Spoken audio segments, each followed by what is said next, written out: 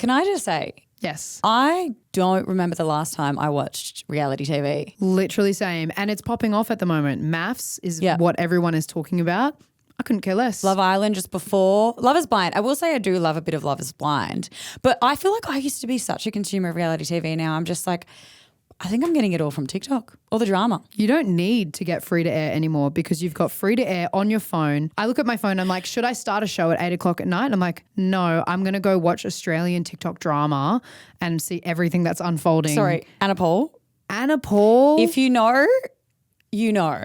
We're not about to unpack it, but there's just so much drama that is happening on TikTok. Like, I never would have thought we got to a point where people were like literally reading statements to a camera, like I know. making really huge claims. Yeah, there's some really niche drama and it's not just like big creators. It's like these smaller creators all over Australia. Yeah, I'm tapped in. I'm locked in. I'm locked in. There was one recently, Jordan Tan, and these two guy creators from Perth. We're not going to get into it. No. It's kind of relevant to this episode. We're not going to get into it, but it was is. like a really big back and forth and like drama and like there was so much to unpack and I had everyone messaging me about it and it was all over my feed. It took hours. Like Yeah. that was my reality TV. It took hours to watch all of the content and unpack it. But like you said, this is actually quite relevant sort of to what we're going to talk about today. The title being like the dating recession, this big gender divide that we're seeing with young men and women, and it's all to do with politics. Yeah, there's a lot to unpack in this episode. And, you know, here at The Hookup, if you're new, we talk about love, sex, and relationships.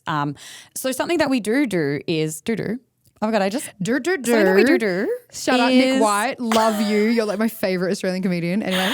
Is unpack cultural conversations and trends. Yes. And obviously that includes stuff that you tell us and something that you have been telling us for the past couple of years is like you're over dating, you're over to the dating apps and there seems to be, this real kind of fatigue. And a lot of that has to do with politics. And it's on this sort of gender thing. Women are sick of men's shit, essentially. Mm-hmm. So they're saying, no more dating. We're done with it for these reasons. It's like self-preservation and politics. And that's what we're going to get into today. So we're going to figure out what is this dating recession. It's a bit of a buzzword that's happening online, like articles, TikToks, everything. Look at the research. There's heaps of research to back up what's going on. And we're hearing from you about your personal experiences with this, why you might think it's not even a bad thing as well. So let's get into it.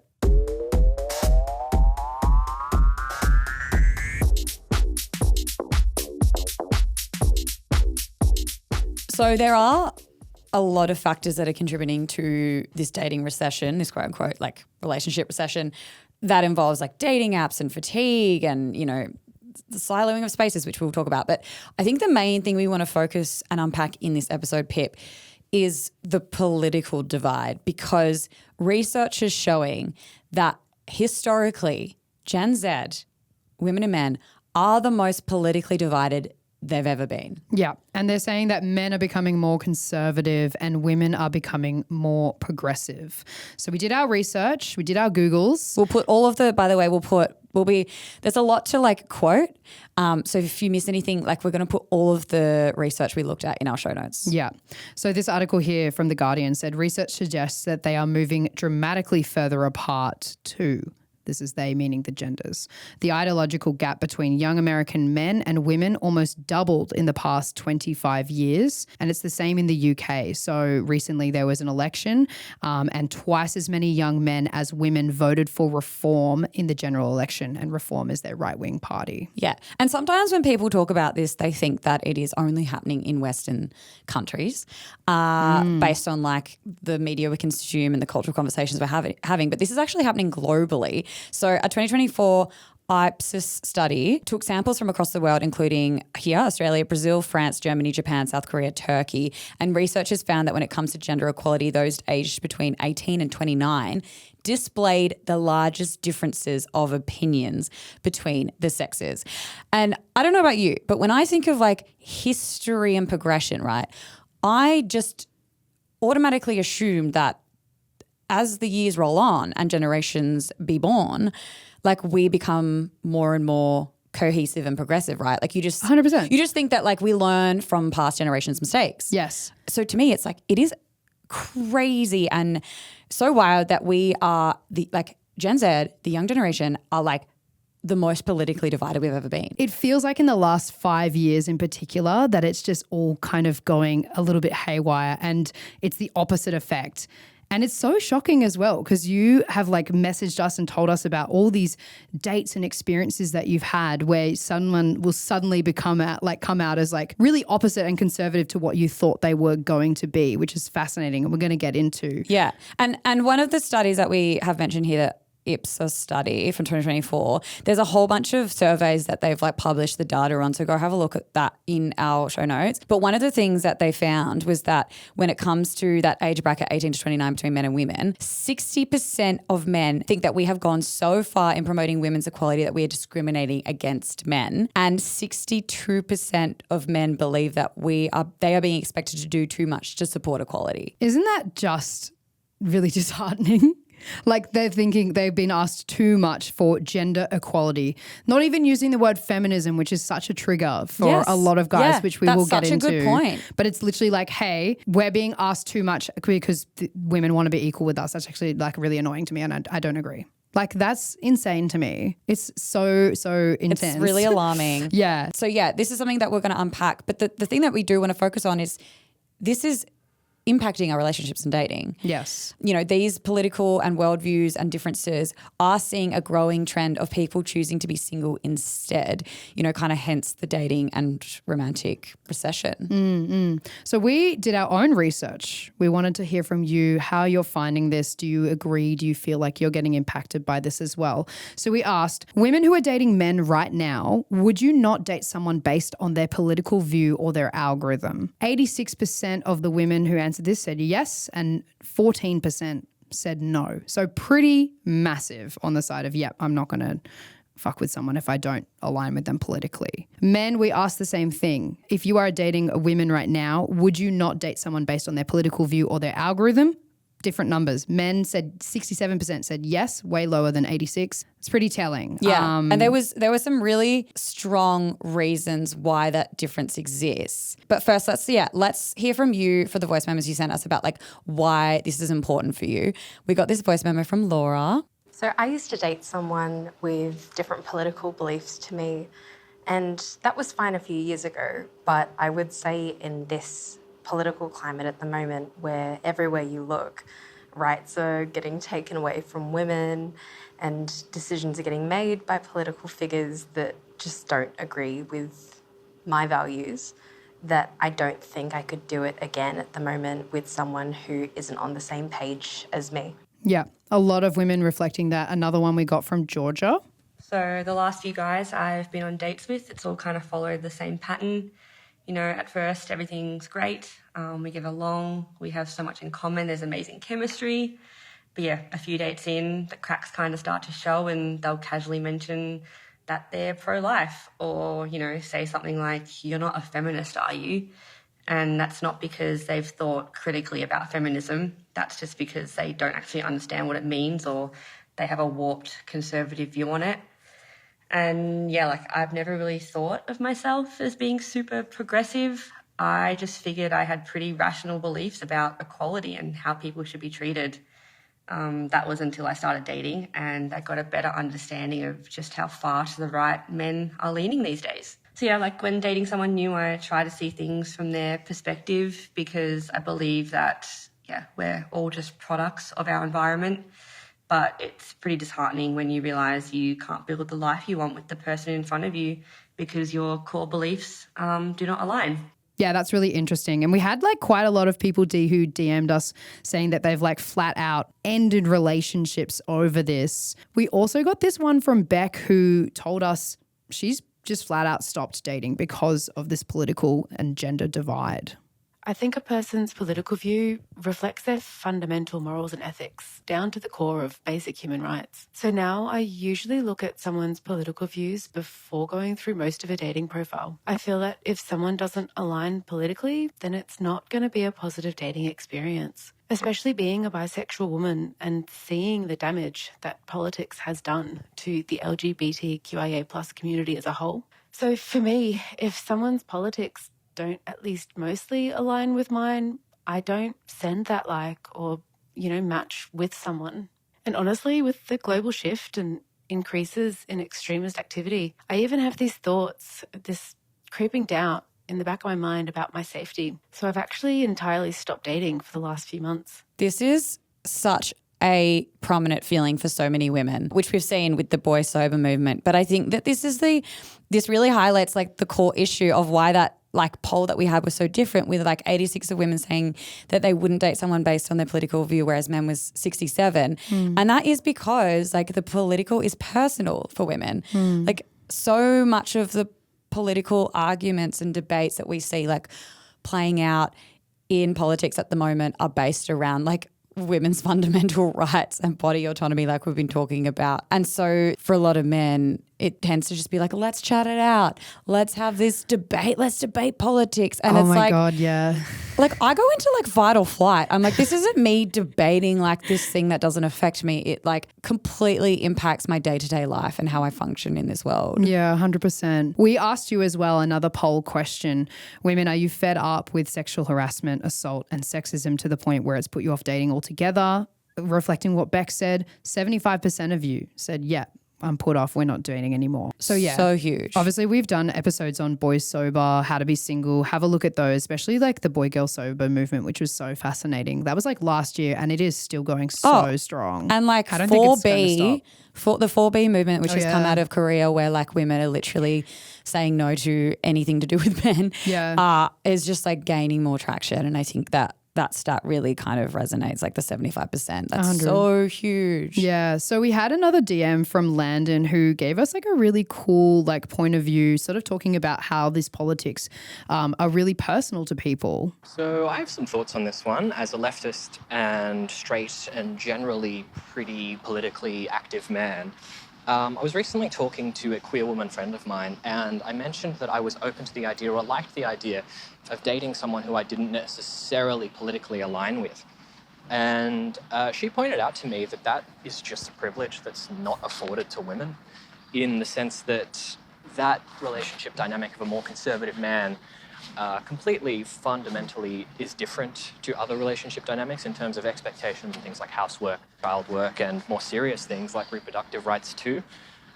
And I think a conservative man will not quite respect a woman's rights in quite the same way that a conservative woman dating a progressive man would. Like, I think that reverse dynamic simply doesn't exist. So I think that's an interesting lens to view this sort of question through. Appreciate you sending that in, Landon. And we put this up on our story. So many people got in touch. Sim saying this with like 50 exclamation points. Men don't have to worry about political views when dating because the politics impede on women's lives, not theirs. So Ash also messaged and said, as a politically, socially left straight cis woman, I find it bonkers how many conservative straight men are open to pursuing me when I'm literally their quote unquote woke nightmare. My experience with them and this left man's message to you reinforces to me that men, left or right, prioritize sex and physical attraction over anything else.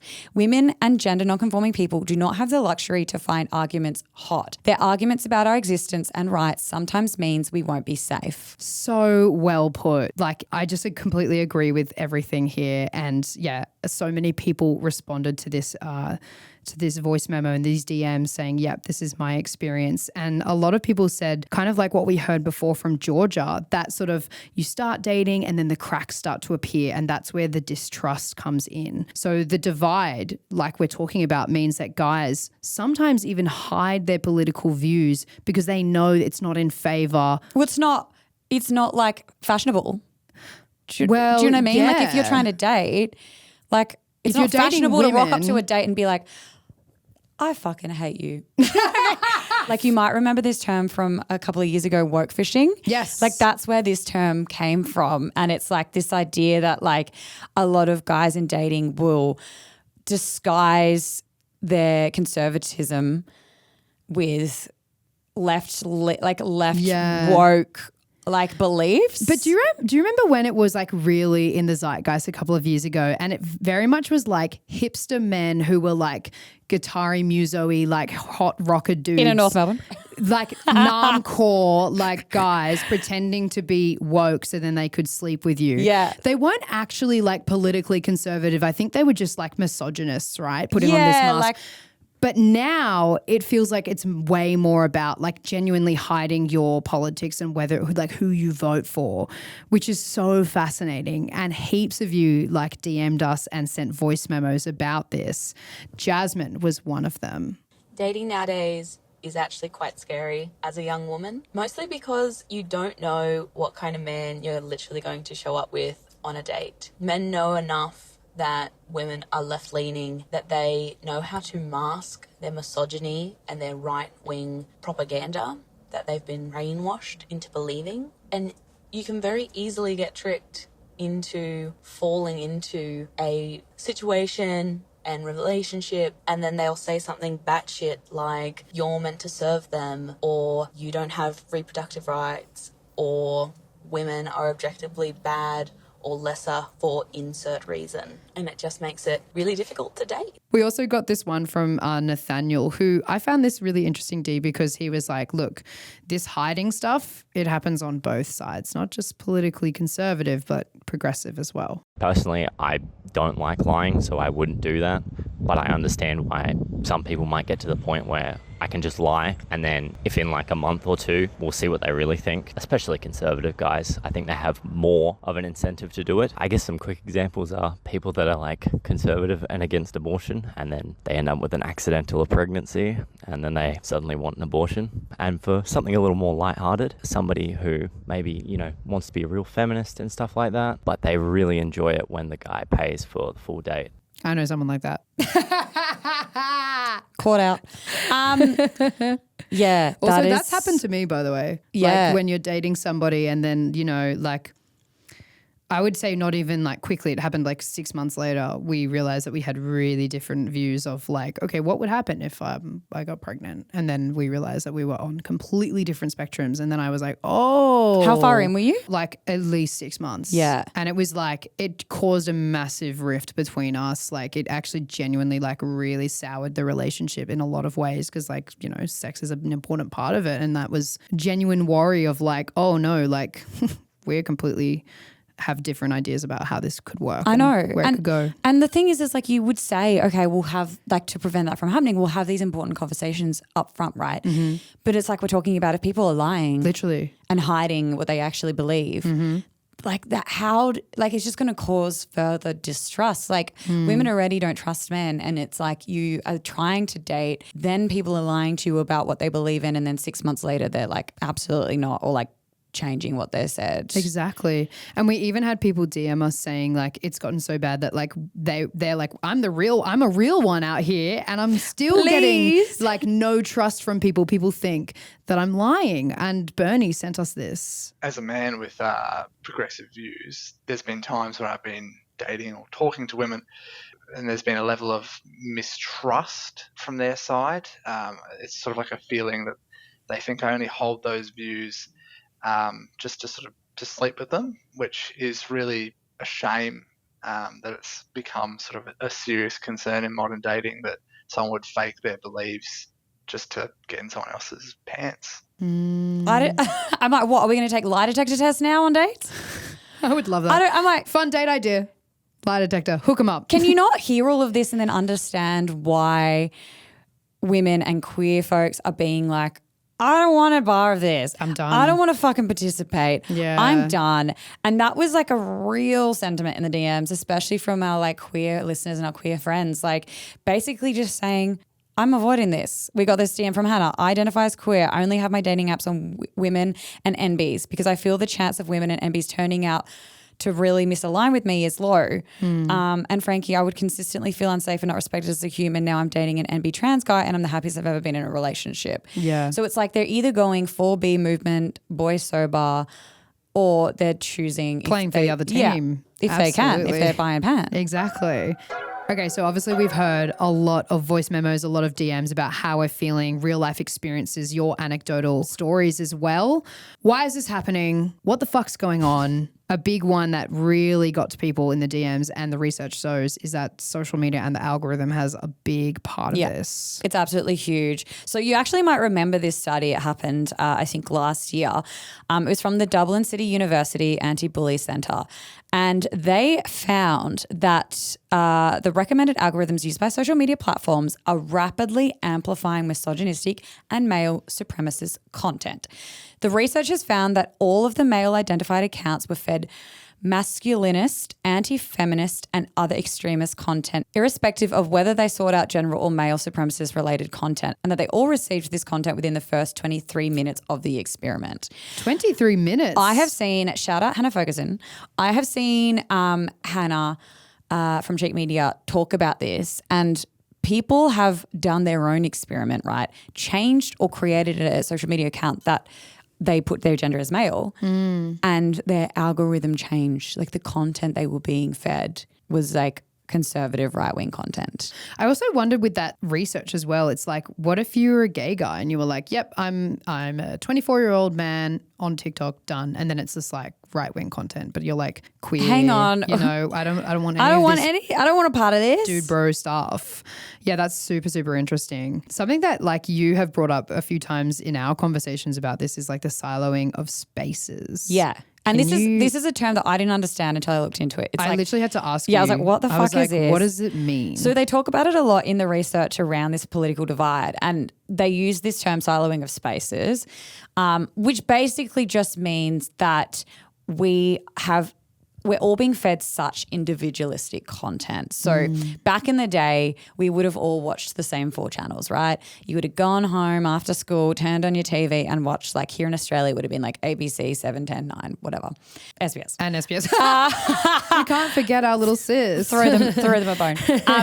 And that was it, right? Like we all had the same media influence. We all had the same ideological ideas about Australia, where we fit in culturally, the ideas about gender. We all shared the same similar like feed of information. But now, based off of just like how many algorithms we have on socials, like Spotify, like all these different platforms, like Netflix, all of the way that we consume media is algorithmically driven, which means that we are only consuming media content that is based off of our preferences. Yeah. So how I view the world based off what the media I consume is completely different to the way that you view the world, which is completely different to that person's view, which is completely different to that person's view. But also, can I put like a tinfoil hat on both of us at the moment? The people who like make the algorithm and who make these apps and who decide all this goes all the way back up to like Silicon Valley. So like Elon Musk, like Jeff Bezos, like Zuckerberg, that kind of thing.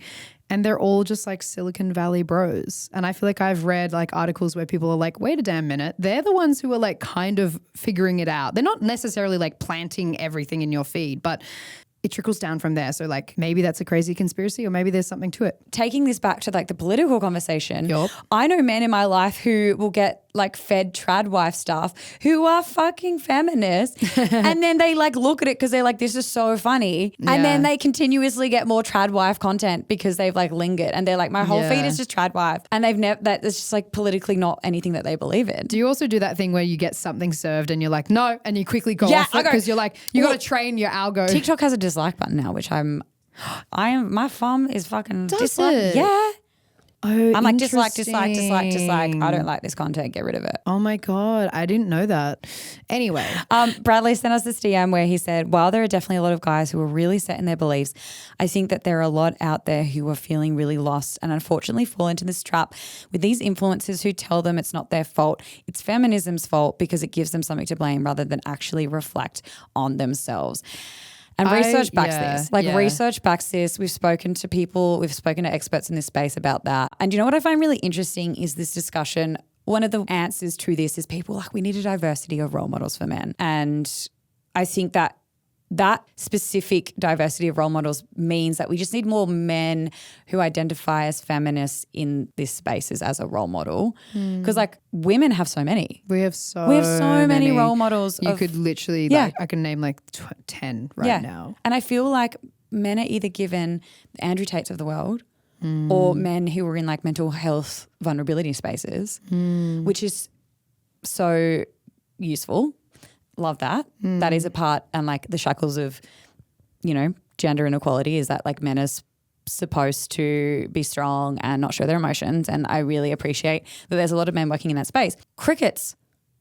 There is a real lack of men working in the gender equality space. Yeah. I thought Bradley as well brought up a good point in terms of like there are guys who are just feeling really lost and it's unfortunate. And I do really I love that we can be sympathetic towards that feeling of just like genuinely like they're being failed by the patriarchy. And it's kind of like a lot of this stuff obviously is like men choosing to value certain things and choosing to act certain ways. But then there is like kind of a part of me that's just like, well, fuck, they don't have these role models. There's this shifting adjustment in society where they feel left behind. They don't know what the fuck they're meant to be doing. They just don't know what the rules are anymore. There's a lot of conversations happening. Yeah, there's a lot of and a lot of really justified anger. Totally. But I think that kind of leaves people a bit confused. Yeah. And I think in dating, we should get into this, in dating, there's a lot of mixed messages, which is actually something that Tyler spoke about. As a pan man, I have quite recently seen the uptick in homophobia from women quite recently. You know, just saying that they can't date a feminine man or anything along those lines. And it's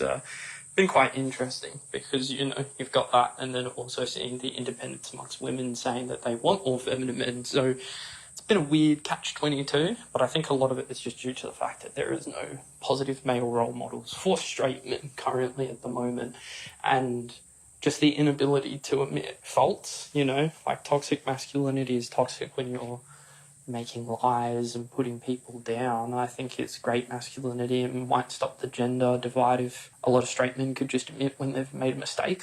There is so much discourse online at the moment around, which is the confusing messaging around like how men should be acting in dating. And it's like a lot of people saying that they really want gender equality, but then they're like, but I want a man to pay for everything. We got a DM from Jay actually talking about this. They said, fresh on the dating scene, and I've found that algorithmic dating advice is really gender curated. Women are told to have feminine energy and let the man pursue, chase, plan dates, initiate, and push this as the correct way to be an empowered, high-value woman.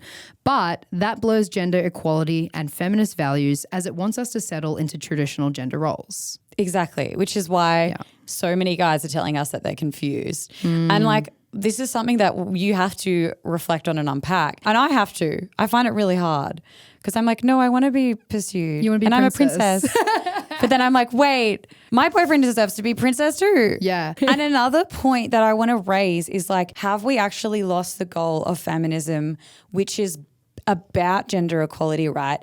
And if we want equality, then we need to think about all the like the prejudices and double standards that we have towards guys, which is like kind of what Tyler said, that some women will be like, I don't want a femme guy. It's like, well, like, okay, that's fine. But like, do we need to unpack a little bit about like our expectations of, you know, telling guys we want them to be more vulnerable and cry and, you know, like release the shackles of this like masculinity, like pressure they feel. But then when you're presented with someone in dating, you don't, like some women don't want that. Yeah. I personally love men's tears. Cry in front of me. I love them. Love that Love shit. them. I famously have Love said it makes me horny. But we won't go into that right now. So we put up another poll. This is a bit of a spicy one, actually. You and I put it up and we were like, I don't want to see the answer. We asked men, do you think that feminism has gone too far? In quotation marks. Have you know? 35% of you said yes, feminism has gone too far. 65% of you said no. I think I was expecting this kind of stat. I wasn't super surprised by it, but we had a few DMs responding to this specifically. So Brad said, depends on your definition of feminism. Feminism itself hasn't gone too far. However, there are some influencer types who brand flat out misandry or misandry. Not quite sure how you actually pronounce that. Misandry? I think it depends if you're British or not. As feminism, and young men aren't equipped with the knowledge and understanding to tell the difference. Find that really interesting. I feel like misandry or misandry is like such a huge can of worms. Yeah, I think that there are definitely some very, very popular social media podcasters that definitely correlate feminism and misandry. Yeah. I mean, we won't name names, but it's like if you don't know what it is, it's kind of people who are like just blanket hate men will say some pretty like inflammatory things to just be like all men are fucked. Yeah. We had Jacob as well DM us saying, it's wild that I'm pro everything women, but don't consider myself a feminist anymore. I think the regime, interesting choice of words, has been pushed too far and it's put me off. Girl power, but still be women. I want to treat you like a queen and not be called a misogynist because of it. What do you mean? Yeah, I'm that confused you're- by that. What are you doing that's like being called a misogynist? When you treat someone like a queen, like I don't think anyone's calling you a misogynist. I don't think you can correlate But I those two think like things. Jacob's DM is a real reflection of what we were just talking about with the confusion. I get Like, the vibe of it though. He's confused. Yeah, I totally get the vibe of it. But like, yeah, right. Should we get into sort of like whether or not this is a bad thing or not? Because you might be listening to this and thinking, fucking oath, like let's say goodbye to this. Like I don't need a dude. I'm happy being like my hetero single girly self. Yeah. There's been a real huge conversation online off the back of all of this research and these stats coming out where women are like, love it. But like, they're like, and? women, like the birth rate's dropping. Good. Women are choosing to be single. What's the problem? What's the problem? Yeah, like literally what's the ish? What's guys? the issue? What's the ish? So on the like women choosing to be single, there is research on this, right? Research out of the University of Toronto analysed 10 studies and found that single women reported higher relationship status satisfaction than single men, higher life satisfaction, higher sexual satisfaction, as well as a lower desire for a partner. So they concluded that women on average are happier in singlehood than men. I wonder why that is. I know exactly why. Friendship. And the fact that we have community and the fact that we are so blessed to be able to like express our feelings and have people in our corner and not be demonized for it. We have a society that like, you know, encourages us to do that. Whereas with men, no friends, loneliness epidemic, no bitches, nothing. Like they're not allowed to cry. They're not allowed to feel their emotions. And when they do, and we literally saw this on social media like last week, everyone's like, don't fucking cry. It's embarrassing. Yeah. Like, and as well, I think there's something really empowering that's happening for women around the world, like we've said, where they are unlearning a lot of cultural narratives around always needing to be in a relationship, that your self-worth is tied into like finding a partner. And a part of me is like, fucking slay. That's a great thing, I think, that a lot of women and girls are unlearning that cultural narrative that's been like shoved down our throats from such a young age. am I like not going through this right now? I feel like all my friends and like you included are like, hey, like maybe it's a good point to get to the realization that you can be happy by yourself. You don't need male validation. You should be fulfilled within your own personal self. And it's hard, but it's fulfilling. Like, right? And it's kind of crazy because I think like 5 years ago, 3 years ago, no one was having this cultural conversation being like, hey, fill your own cup. Like, but now, and maybe I'm like just we're so involved in our job that I'm like, oh yeah, I'm surrounded by people who tell me all the time how good it is. And I'm like thinking about it all the time. But genuinely, I do think the cultural shift of this is like people are really talking about it and being like, go sober and have fun. Yeah. And also like reframing how we define romantic love, like it, and like the importance and the hierarchy. We've talked about this on the hookup, the hierarchy of romantic love being the biggest love on the pyramid or whatever. And it's like, let's change that. Like you can get just as much value from building community and love from friendships or platonic life partners. And I think that in like women's spaces, like we are having these conversations, but I don't think that they're happening in the algorithms of men. It's just so interesting, and I would love to hear what people think around this whole like, is this necessarily a bad thing around this dating recession political divide? The bad thing about it would be that like the further we get in our like algorithms and political divide, the like more toxic on both ends it's going to be. Yes. And that's what scares me. It like we're seeing the violence. Goes extreme. It's extreme. The violence is happening on the right. There's definitely like extreme misandry happening on the left, but that I think is triggering the part of triggering. I don't know. I just worry about the repercussions of. Yeah. To add to that as well, if like the further you go out, I'm sure like it's harder to pull it back in eventually. And I think that's such a great point. We should also just like hold space for people who like genuinely, like me, lover girls out there who just They love being in relationships and they want that, and it's like important to them, and like that's something they want. A family, they want to do these things, they want to have these like life goals and tick things off.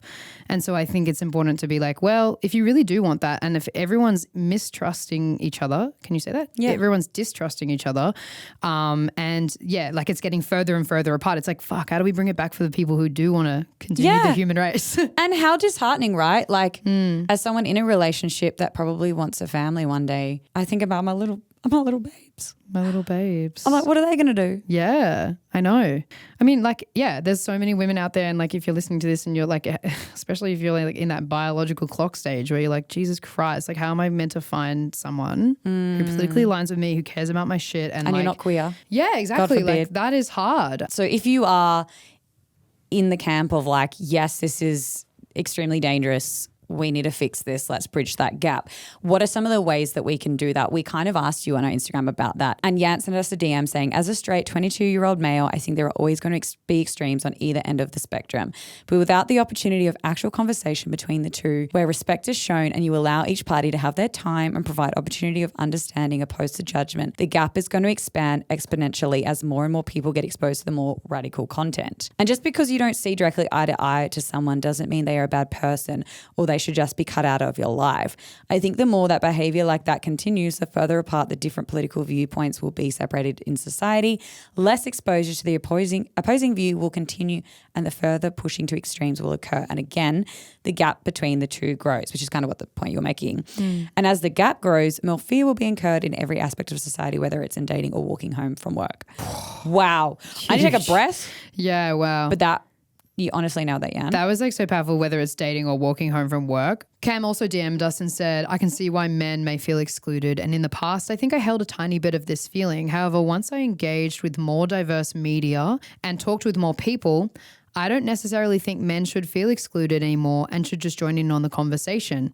In the end, everyone just wants to be happy and equal, and there's room for everyone to join the discussion. Okay, just on this, I would love to throw back to Landon, who sent us the voice memo basically explaining that their queer friend was the one that pointed out to them that like politics is political for women and queer folk. Yes. That kind of resonates with me with what Cam is saying. It's like a lot of women feel really frustrated that men aren't being a part of this conversation. And it is always like the women and queer friends that are like doing the mental labor and the emotional labor of having to explain and educate. And I think that there's space and that needs to happen, because other ways, no one's ever going to understand the perspective of another person. But I think there is something to what Cam is saying, that like men, you really do need to, rather than feel attacked or defensive about a lot of the conversations that are happening at the moment around gender, like include yourself in these conversations. And there is nothing wrong with saying, I don't know. Oh my God. Or I am ignorant. Like just include yourself. Like be in these conversations, ask about people's experiences. Don't make this like a political fun debate for hotness. Like it's like just genuinely come from a place of curiosity, show that you care, have empathy, and like show up. That's like the bare minimum. And there will be like people who are like, I don't have the capacity or the energy and I shouldn't have to educate you on this. Yeah. But if you come with really good intentions and a really open mindset, I'm sure that people can see that and go, yeah, okay, you're willing to hear my story and I can tell you my experiences of this, and then we can have a discussion. And it's like what you said, everyone is equal. Like where there's room to join in. And like hearing that term a lot, like call in instead of call out, right? So calling in meaning like less aggressive, like less reactive. And I mean, that's what we're seeing like so much of on social media. People are just in that reactive mode where it's just rage, especially for women at the moment. And we that's totally so get that. Valid. Like I spend most of my day so angry based off of just constantly consuming this media and seeing the stats that are like on the news about women and gendered violence. But I think that if we really want to think about bridging that gap, it is going to have to come from a place of like women having to have these conversations. And I think like a lot of people say, you know, women don't owe you those conversations, like women don't owe you the mental labor. And like, sure, but there are still feminists out there that are happy to do that mental and emotional labor, knowing full well that it'll achieve gender, or like at least help bridge that gap and achieve gender equality. Yeah. And if you're someone who's like, I don't have the capacity, I don't have the energy. So fine. That's okay. And if you can be bothered, like if you're a guy hearing this or if you're a woman who has someone who like you want to talk to about this in your life, there's so much literature. There is articles. There are TikTokers. There are people who have done the work and have made the information and these stories Really like accessible. so accessible and easy to understand. And the education is out there. You just need to like make the step, call in, join in the conversation, and you'll feel less alone. And I think you'll like be surprised at what you hear and you feel like less divided. I hope. Yes. And like we've been saying, like, let's normalize saying I don't know enough or Oh I God, want to yeah. learn. Like, it's just, I feel like everyone has to have like a fully formed opinion. And like, I think that comes like the shaming, right? There's so much shame being thrown at men for not getting it right, which I don't think is helpful at all. And can we just say, we say we don't know all the time. In my personal life, on this show, constantly, I'm like, I'm going to go and think about that because I actually don't know. Generally, let's fine. normalize like just saying, Literally. let's take space. Let me read up on that. Holding space. Holding space. Another point that I found in the research around how we can help bridge that gap was the socializing of mixed gender. We've kind of... What, like mixed netball team? Oh, babe, 100%. Is that what we're talking? Although... you will not ever catch me doing any sort of Literally mixed. hate it. They're always so much sport. taller. No, I will never do a mixed sport. I broke both my wrists and elbows. Anyway, playing mixed netball. Okay, no, just mixed gendered friendship groups, right? Australia, if you're watching this internationally, Australia has such a strange gender divide in friendships. I recently went to a dinner. Men all sat on one table, 30 men. I was the only girl on that table, 30 men and me. The other table was 30 women. What?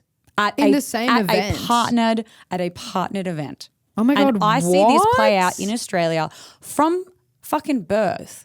The girls play together, the boys play sport, the girls sit. Why are we not Europeaning socializing? Do you know what I mean? I'm like, why are we not all hanging out? Research shows mixing friendship groups with all different people, all different genders will only help implement shared understanding of different perspectives. Yeah, this is so crazy because last episode, and you can check out the VOD and the pod, micro cheating, we talked so much about this kind of like weird facet of society where they're like, you can't hang out with the opposite sex if you're attracted to them because that's making me feel like shit. It's micro cheating.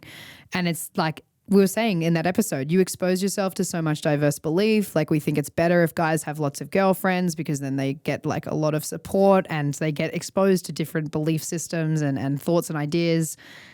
The research shows it.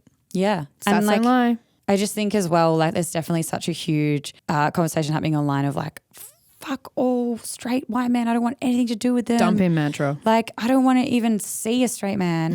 And I get that it's coming from a place of like anger and that's so valid or whatever. And, you know, I definitely have moments. But I just think that like, yeah, if we're looking at the research and if we want to actually like bridge that gap, like mixed socializing, have different friends, hear different perspectives.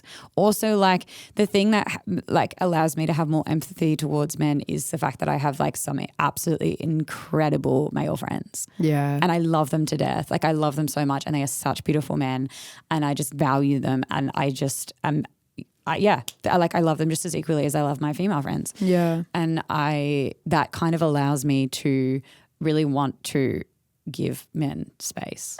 Yeah.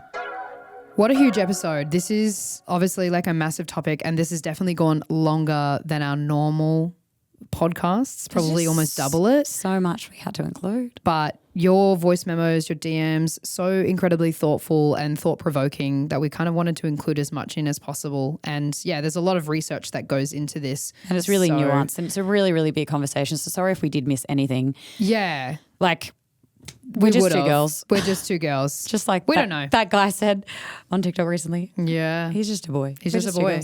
But yeah, if you're interested in any of the research, obviously, like we said, it's in the show notes. Go and check it out. And we're going to have an episode with you and Zach Seidler coming in 2 days on Thursday. Clinical psych, men's mental health. He's worked in that space for the past 10 plus years. He is bringing the perspective of like, what's happening for young men at the moment and like, what do we need to do about it? How can we help bridge that gap? So really interesting chat. If you, make sure you listen to that. It's going to be not on YouTube, but in your ears wherever you find your Wherever podcasts. you find your podcasts. So please go and check it out. Like, subscribe, save us, notifications on, comments. Instagram, at Triple J the Hookup. Yes. Love you so Okay, much. love you. Bye. Bye.